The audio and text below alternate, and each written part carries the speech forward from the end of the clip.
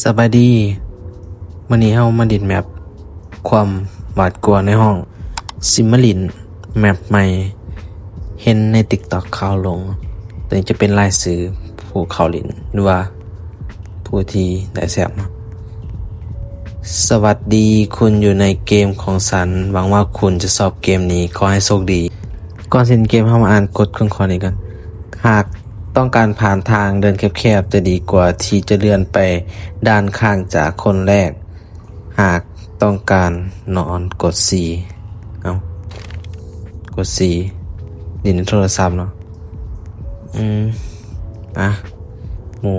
อุ้ยแคบไว้ดินี่เพื่อมักที่แคบในไพ่ใช่ปะดินบ่อยากดินนะบ่ให้ไม่ดินแคบไรก็คือแบบมุดไปในถ้ำตายไปครับอ๋อติดทางไหนแคบดีไปทางไหนดีลงทางออกมานี่ทางนี้ตกลงนะงงนะเข้ามาทำอีก เข้ามาทำอีกก็งงแล้วเข้ามาทำอีกนี่ซับซ้อนแห่งเดี๋ยวไปทางไหนเพื่อนไปเอาคอยมาทิมไปนี่ มูเมนต์คือ13คนที่เขาไปในถ้ำนั่งรอนะอยู่ไทยเขาไปลึกไปออกมาบ่ได้ ทางจะเป็นทางอะไรเนาะวันนี้แม่นบ่กระโดดแม่นบ่ทางโอ้ยตัวนี้วินหัวแห้งเนาะคนเบิ่งก็สิวินหัว มูว่าทางไหน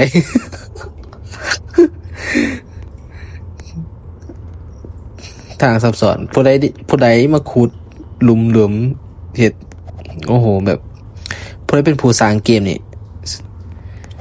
เก่งหลายก็บอกจะว่าเก่งหลาย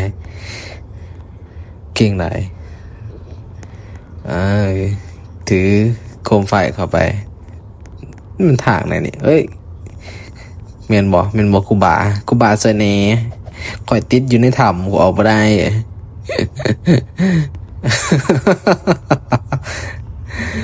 มุดถ้ำไปหากบเห็นทางออกแล้วแม่นว่าทางออกนี่ออกมาแล้วลานที่ 1 เห็นป้ายขั้นแรกเราผ่านไปแล้วแต่ความยากลำบากกำลังรอคนอยู่มาด่านที่ 2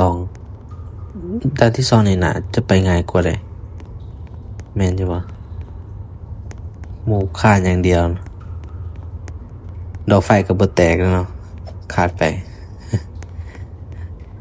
ด่านที่ 2นี่มันจะง่ายกว่าด่านที่ 1อ่ะด่านที่ 1แบบทดสอบมาแบบให้ผ่านแนวยากก่อนเนาะด่านที่ 2ก็ง่ายๆอีหยังก็ส่วนแรกๆก็ยากเนาะก็คือเอาแบบเฮ็ดคลิปเป็นหยังมันก็ส่วนแรกก็บ่มีคนเบิ่งถ้าเอาเฮ็ดไปเรื่อยๆเฮ็ดสม่ำเสมอก็สิมีคนเบิ่งเสียบในที่สุดเฮาก็ออกมาได้ เดี๋ยวจบคลิปเพียงเท่านี้เนาะรู้สึกวินหัวแล้วบ๊ายบายเดี๋ยวมื้อหน้าสิมาเล่นใหม่